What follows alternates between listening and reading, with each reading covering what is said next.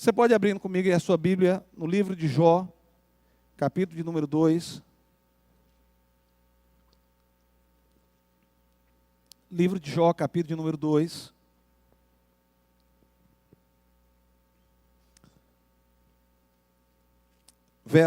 Nós vamos ler a partir do verso 7 até o verso 10. Jó, capítulo 2, do verso 7 ao verso 10. Antes disso, queridos, eu ouvi uma certa feita, uma história a respeito de uma pessoa, uma irmã, que muito dedicada a uma vida de piedade, de intimidade com Deus, e ela optou um tempo e disse assim: eu decido, a partir de hoje, não maldizer, não dizer qualquer palavra de maldição, não falar mal de ninguém. E todo mundo que perguntava a ela a respeito até das pessoas mais difíceis de se lidar, ela sempre conseguia extrair ou citar alguma qualidade ao invés de citar os pontos negativos que essa pessoa tinha. E dois jovens conversando na igreja falaram assim: sabe de uma coisa, vamos pegar irmã Maria, vamos conversar com ela. Agora é o seguinte, vamos chegar para ela, vamos ver se ela é boazinha assim mesmo, se ela é crente desse jeito mesmo, vamos perguntar para ela, para ver o que ela vai dizer a respeito de Satanás, do diabo. E chegaram para ela e falaram assim: irmã Maria, como é que a senhora está? Olha, a gente tem admirado a senhora porque a senhora é uma pessoa que não fala mal de ninguém. Todo mundo que a senhora vai falar, a senhora só fala coisas boas dessa pessoa. Mas a gente queria saber da senhora, o que a senhora fala de Satanás, do diabo? Ela falou assim, que ele é trabalhador e ele não para enquanto não conseguir o que ele quer. Eles ficaram sem resposta. E ela falou a verdade, não falou a mentira. Porque o diabo não cansa, o diabo não para. E, a exemplo disso, a história de Jó vai nos apresentar a figura de Satanás como alguém que é incansável dentro de um prólogo, dentro de uma conversa que se inicia de tal forma que o diabo está o tempo todo querendo apresentar a Deus a figura de Jó como alguém que o adora apenas porque ele possui coisas, porque ele possui bens. E o diabo vai, pouco a pouco, conseguindo ali, solicitando a Deus que então toque, que então permita que aconteça, e assim vai acontecendo a narrativa a respeito da vida de Jó. Eu queria ler com você, do verso 7 até o verso 10. Então Satanás saiu da presença do Senhor e feriu a Jó com tumores malignos, desde a planta do pé até o alto da cabeça. Jó, sentado em cinza, pegou um caco de barro para com ele raspar as feridas. Então a mulher lhe disse: você ainda conserva a sua integridade? Amaldiçoa a Deus e morra. Mas Jó respondeu: você fala como uma doida. Temos recebido de Deus o bem, por que não receberíamos também o mal? Em tudo isso, Jó não pecou com os seus lábios. A história de Jó é uma das histórias talvez mais conhecidas dentro e fora da igreja, por personagens do Antigo Testamento, porque ela constrói uma história de superação, aparentemente aos nossos olhos, diante de uma permissão de Deus e das quais também, ao mesmo tempo, provoca em nós um monte de interrogação. Por que Deus permite que alguém sofra dessa forma? Por que Deus permite a dor? Por que Deus permite a perda? Por que Deus permite a morte? Por que Deus permite o sofrimento? No entanto, é claro, e um detalhe curioso da vida de Jó, porque Jó não era israelita.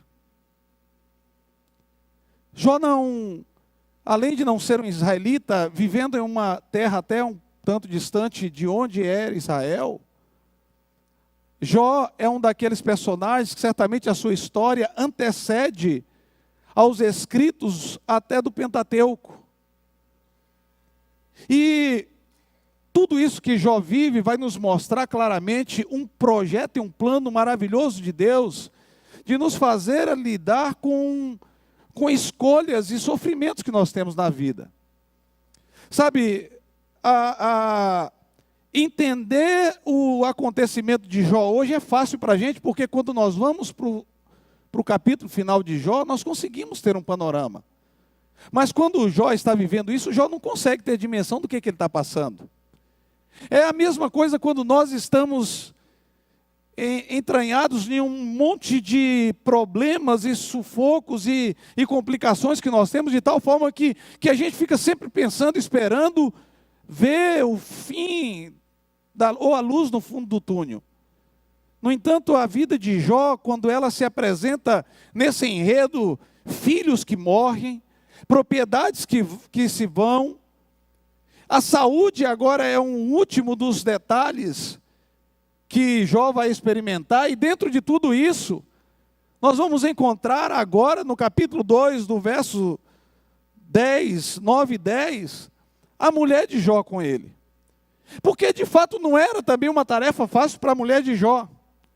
Imagina uma mulher que casa com um homem bem-sucedido, ou talvez um homem que criou e construiu um caminho bem-sucedido, porque é assim que nos apresenta Jó. Nos apresenta como um homem cheio de posses, um homem cheio de riqueza, um homem que gozava de uma qualidade de vida que muitos não tinham, e que tinha até o que era e o enquadrava entre os mais ricos.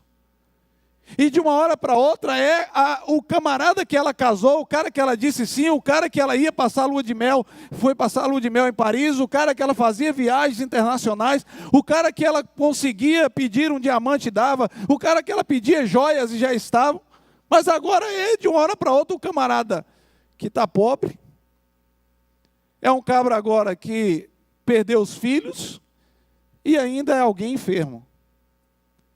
Então não é fácil, de fato, para a mulher de Jó olhar para o marido e vê-lo ainda com... Talvez parece que nesse momento, quando ela está falando dessa integridade de Jó, parece até que é um certo eufemismo, falar uma coisa que não é verdade, para, seja, colocar uma outra palavra ali no meio para tentar entender, a gente entender de uma forma mais aceitável.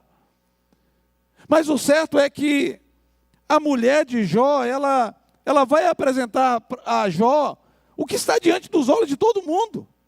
O que está diante dos olhos dos 3 amigos que ele tem, de Elifaz, o Temanita, de Bildade, o Suíta, e de Sofá, o Namatita.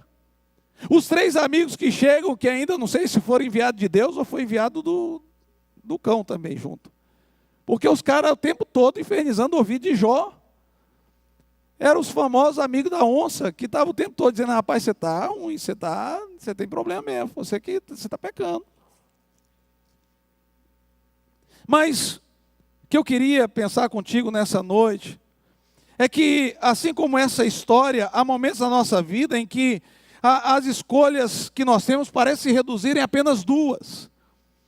Que a proposta que é ou amaldiçoa o seu Deus e morre, ou mantenha essa integridade, essa fidelidade e fica aí leproso.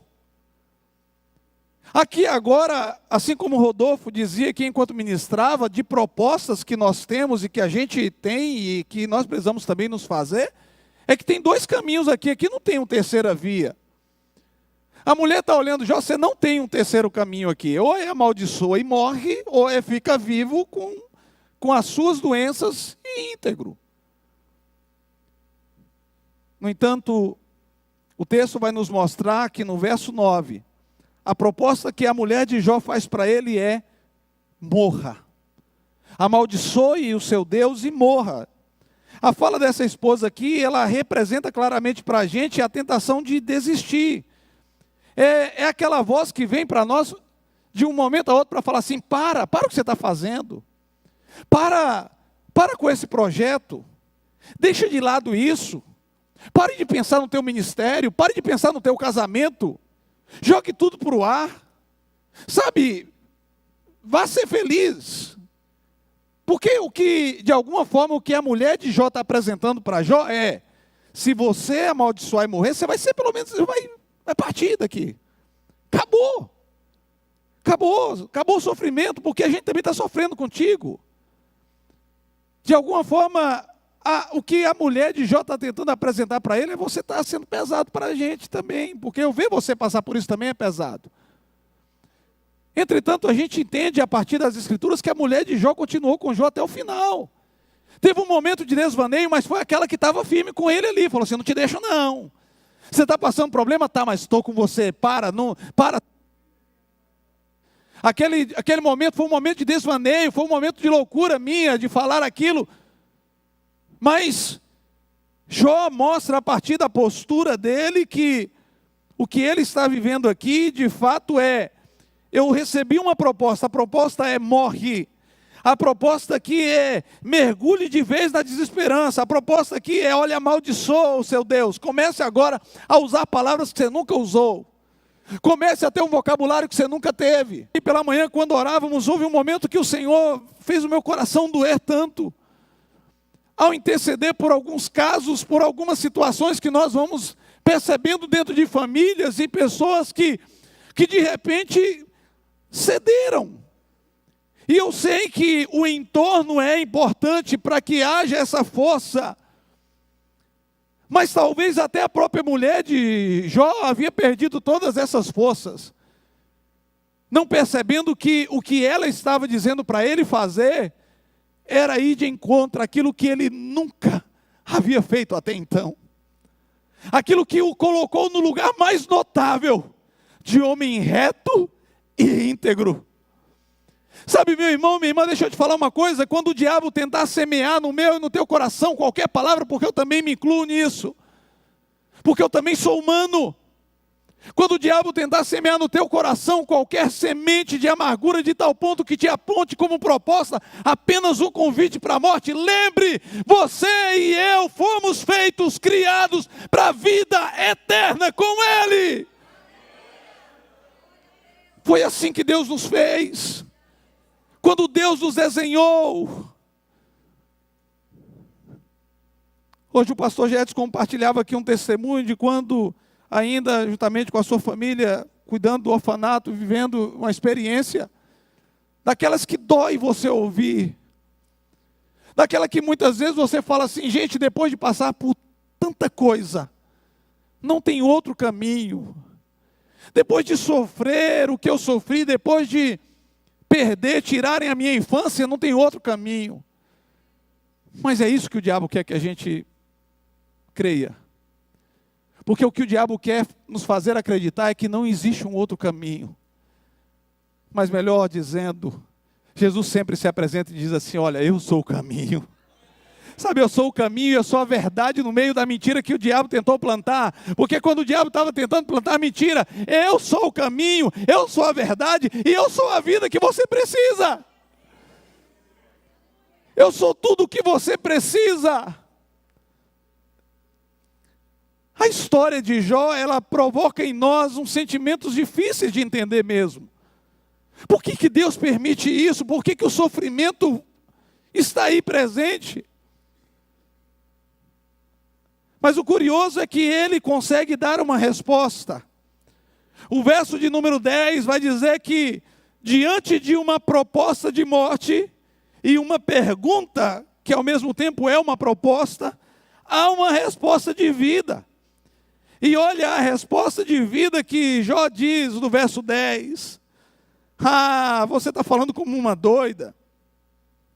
Porque temos recebido de Deus o bem, por que também não receberíamos dele o mal? Sabe, Jó não nega a dor, mas ele recusa a amargura. Jó não está negando o problema, mas o que ele está aqui agora renunciando é a amargura que poderia ser criada dentro do coração dele. Porque, irmãos, não tem coisa pior do que viver amargurado. Uma pessoa amargurada é uma pessoa que ela não vai conseguir ver encanto em nada. Você olha para os pássaros e diz: olha que lindo estão os pássaros cantando hoje. Ela vira e fala: que pássaro mais barulhento, misericórdia. Você olha para o sol e diz: que sol lindo está fazendo hoje. Deus me livre, vai manchar minha pele todinha. Aí você vê uma lua bonita, uma lua cheia, bonita. Você diz: olha como a lua está cheia. Ela fala: Deus me livre, estou lembrando até dos lobisomens. É aquela pessoa que, pelo amor de Deus, a amargura na vida dela, irmãos, leva ela a desvaneio, a falar doideira. Leva ela a falar besteira. Aqui, Jó está dizendo, olha, mulher, se Deus permitiu eu ter problema, se Deus permitiu, melhor dizendo, eu ter o bem, por que Ele também não permitiria eu ter problema? Ele está lembrando de Deus como soberano, ele está dizendo que nós recebemos dele tanto bênção como provações. Jó não se entrega ao desespero, não, ele escolhe viver, ele escolhe a vida em todo tempo, ele escolhe continuar confiando mesmo quando nós não entendemos. Nós precisamos continuar confiando em Deus mesmo quando nós não entendemos. Quando chega lá o final do capítulo 42, Jó vai dizer, antes eu te ouvia de ouvir falar. Antes eu não conseguia compreender. Mas agora a minha experiência é outra, porque eu consegui atravessar tudo isso e chegar do outro lado. Eu consegui chegar do outro lado e a minha resposta é de vida. Irmãos, no mesmo verso 10, Jó está mostrando para a gente que ele consegue dar o testemunho de esperança. Jó não tinha todas as respostas, mas ele tinha uma convicção de que Deus é digno de confiança. Deus é digno da minha e da sua confiança. Confie nele, está difícil, tá? Confie nele, está doendo, tá? Confie. Aleluia! Aleluia! A parte B do verso 10 vai dizer, em tudo isso, Jó não pecou com os seus lábios. Em tudo isso, Jó não pecou com os seus lábios. A escolha de Jó se transformou no testemunho de vida para ele. A escolha de Jó se transformou no testemunho que seria contado. Parar é não dar oportunidade para que o testemunho seja contado. Parar é não chegar do outro lado e tocar tamborim como Miriam tocou. Parar é dizer, eu não vou ter vitória para contar depois, mas aquele que continua certamente vai chegar do outro lado e Deus vai dizer, olha, o teu sofrimento não foi impedido, mas entenda, todo o tempo eu estive com você.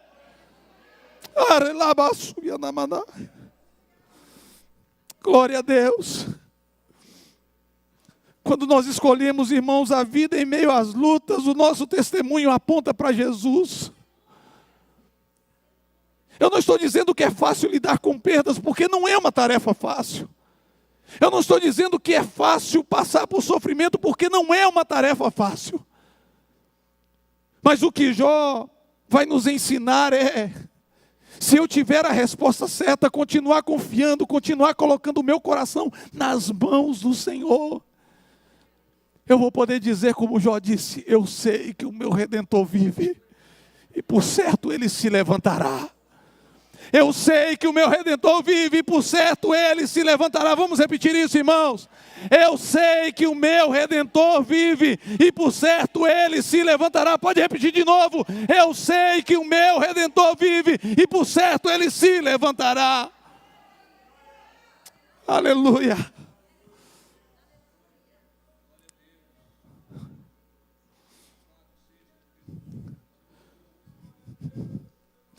Cristo é a maior prova que nós temos, irmãos, que Ele escolheu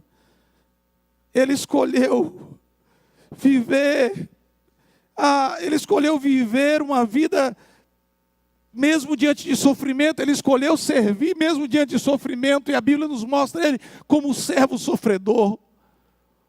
Nós não podemos achar, meu irmão, minha irmã, que uma vida plena em Deus é uma vida ausente de provações, de tribulações. Nós não podemos achar, meu irmão, minha irmã, que uma vida diante de Deus é uma vida sem enfermidade, é uma vida sem perda, é uma vida sem dor, é uma vida sem sofrimento. Mas o que Deus quer nos ensinar a partir de tudo isso é como nós lidaremos com essas situações. Porque o problema vai chegar na nossa casa, o problema vai chegar no nosso lar em algum momento, seja ele de qualquer que seja a natureza. Às vezes tem hora que parece que você está montando um quebra-cabeça e daqui a pouquinho uma peça está fora do lugar e você fala, meu Deus do céu, eu passei tanto tempo lutando para encaixar isso aqui. Ou parece que você está construindo uma torre e daqui a pouquinho vai lá e desmorona de novo, você tem que levantar novamente. Eu não sei quantos já brincaram aqui de pegar as pedras do dominó e colocá-las enfileiradas uma atrás da outra, e tentando bater um recorde de ver quantas pedras mais consegue colocar, para você mesmo depois brincar de derrubar. Só que a nossa intenção depois é derrubá-las, é ou não é, gente? Mas quando cai a gente não fica chateado? Sim ou não? Fica, porque você queria terminar. Porque a vida muitas vezes ela nos dá essa sensação. De é como se nós estivéssemos montando uma pedrinha atrás da outra e parece que a gente está montando, aí eu dei um passo, daqui a pouquinho caiu tudo.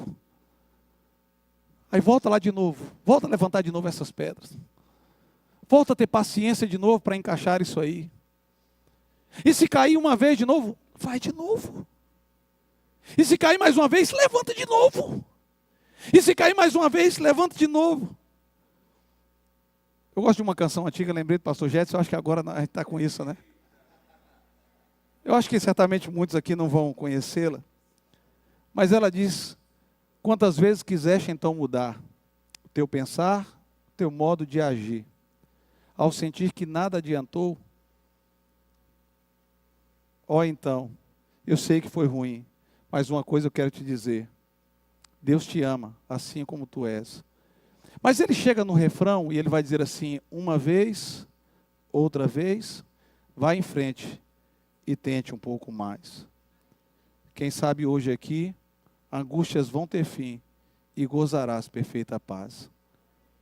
Conhece essa, Rodolfo? Conhece não, né? Você conhece muito essa não, né?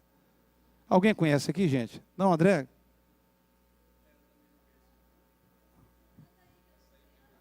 Eu vou cantar, irmão. Vamos lá. Acha aí pra gente, para ser bonito aqui com todo mundo junto.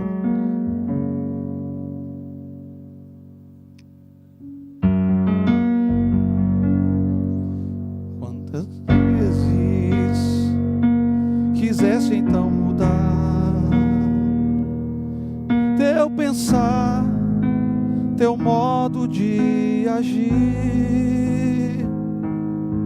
e ao sentir que nada adiantou, foi tudo em vão, ó irmão, eu sei que foi ruim, mas uma coisa eu quero te dizer, Deus te ama assim como tu és. Mesmo quando muitos dizem que não há mais solução, meu Senhor estende a sua mão. Uma vez, outra vez, vá em frente, tente um pouco mais. Quem sabe hoje aqui, angústias vão ter fim e gozarás a perfeita paz.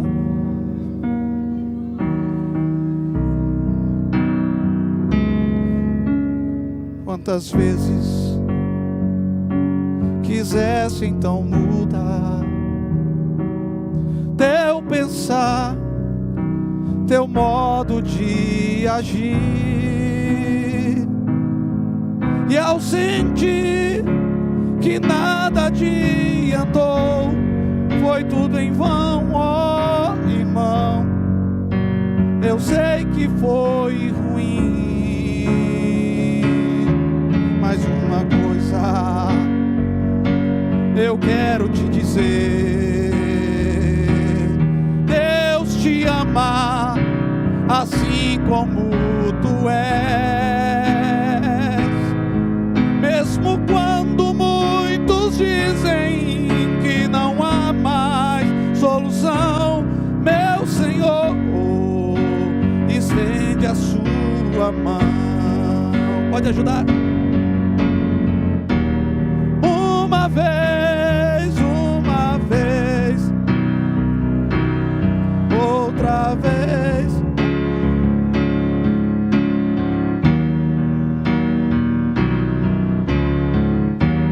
Quem sabe hoje aqui vão ter vigor.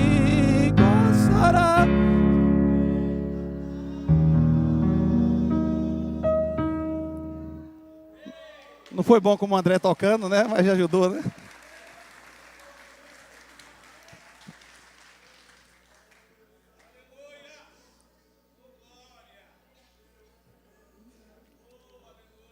Diante das provações, a mulher de Jó vai propor para ele um caminho que certamente a história dele teria parado no capítulo 2. Certamente teria sido interrompida por apenas uma proposta. Porque às vezes a gente para, não é quando quem a gente tem do lado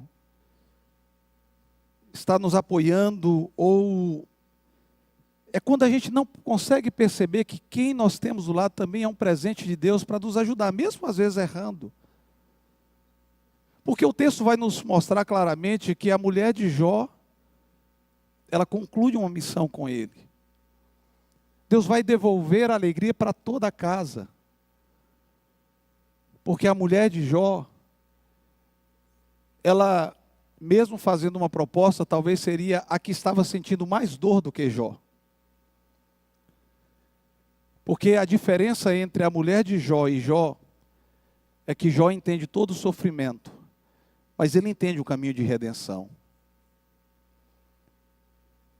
E uma história que para no capítulo 2, não seria uma história para ficar registrada. Não seria uma história para ser contada com louvor e mostrar como é que cada página que vai virando, Deus está escrevendo, Deus está mostrando, e Deus está, vai vir ainda amigos aí que vão te perturbar, ainda vai ter alguns dias difíceis, Jó. Mas no meio de cada um dia difícil de Jó, também vai Deus se revelando a ele, ao ponto de que, dentro da narrativa, Jó vai chegando cada vez mais amadurecido na fé, para desfrutar de tudo aquilo que ele tinha, de uma forma mais completa.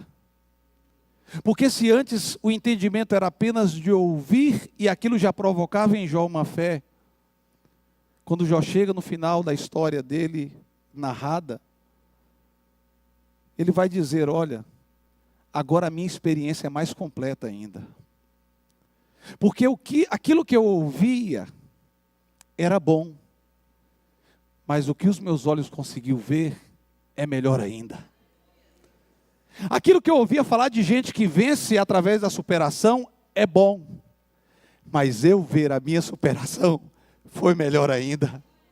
Aquilo que eu ouvi durante muito tempo falando de que tem um Deus que muda a história, de que tem um Deus que reconstrói a história, de que tem um Deus que devolve a alegria, era bom.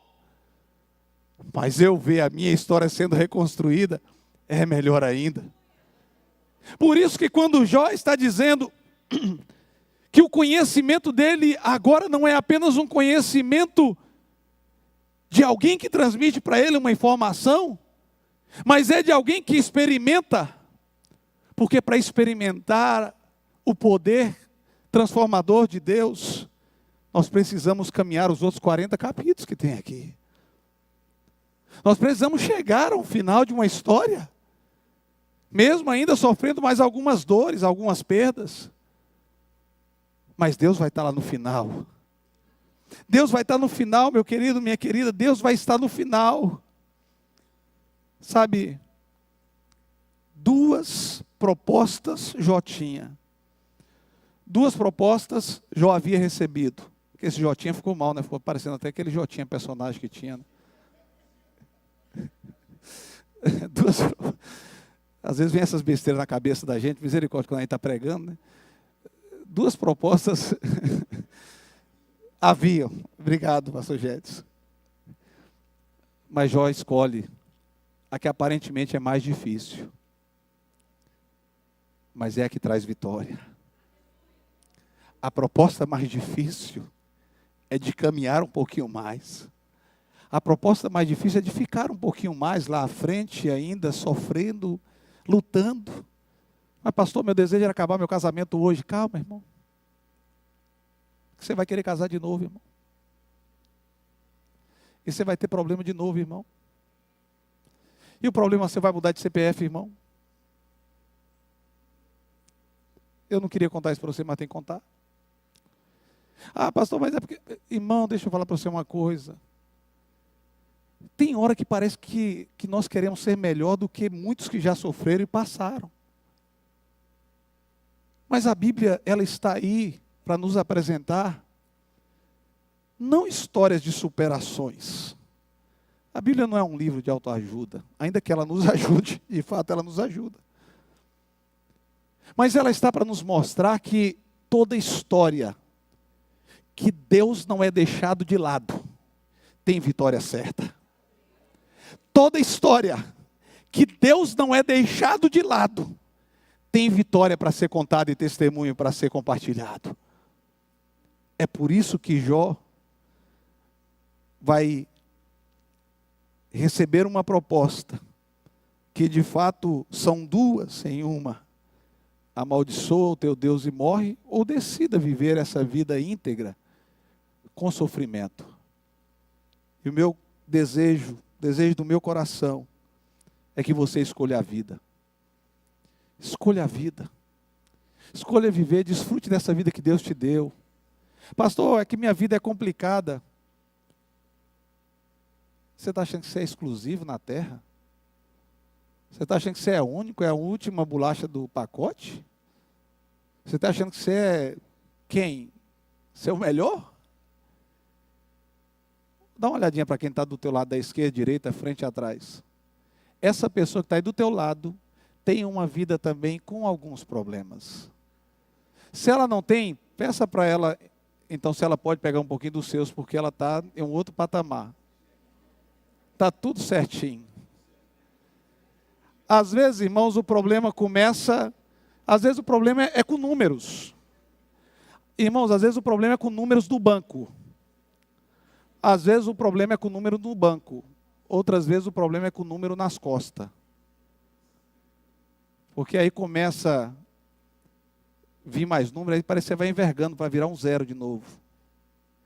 Começa, alguns problemas são de natureza física, aí começa a vir aquela enfermidade que você não tinha. Aquele problema que você nem imaginava. Aí a turma mais jovem que está aqui nem deve saber disso, porque fala, rapaz, nem sei o que é isso, eu machuco agora, daqui a pouquinho já estou de pé. Meu Deus do céu, a gente tem uma lesão, irmão, fica quase um ano sofrendo. Pedro, coitado, vai ali, bate bola ali, machuca ali, sai com o tendão arrebentado. No outro dia está parecendo que não teve nada. Meu Deus do céu, o pastor Helf só correu 10 minutos atrás da bola, irmão. Ficou quase 6 meses sem ir no futebol. Teve que comprar gelol, canela de véi, Tocilax. Então, foi tudo, irmão. Foi tudo. Estou brincando, pastor Helf, viu? Não, mas foi verdade, viu, irmãos? Então, assim... Então, queridos, escolha a vida. Escolha o presente de Deus. Quero convidar o pessoal do louvor aqui para nos ajudar. Eu quero, nessa noite, te pedir para que de uma forma bem especial você possa se posicionar diante de Deus com valor. O presente que Deus te deu é uma vida. Talvez você tenha passado dias murmurando, reclamando, queixando. Às vezes você já amanhece o dia com aia aqui, aia acolá. E Deus quer te ensinar e quer me ensinar adiante dessas propostas, continuar tendo uma vida reta e íntegra diante do Senhor. Eu quero te convidar a se colocar de pé nesse momento. Eu quero orar com você. Eu não sei qual é a intensidade das dores, dos problemas, das angústias, dos sofrimentos, dos percalços que você tem enfrentado, seja você de forma individual ou coletiva dentro da sua casa. Eu não sei como é que você tem lidado com os seus problemas.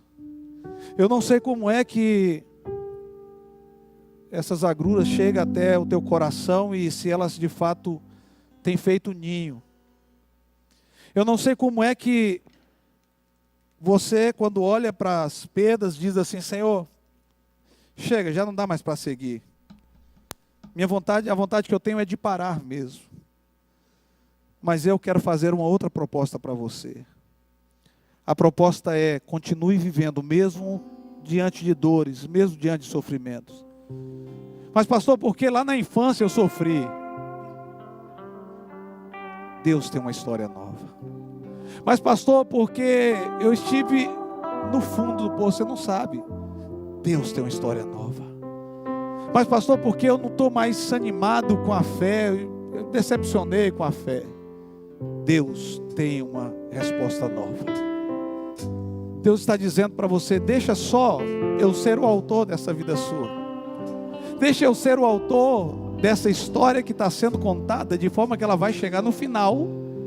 E você vai dizer assim: eu sei que o meu Redentor vive e por certo se levantará.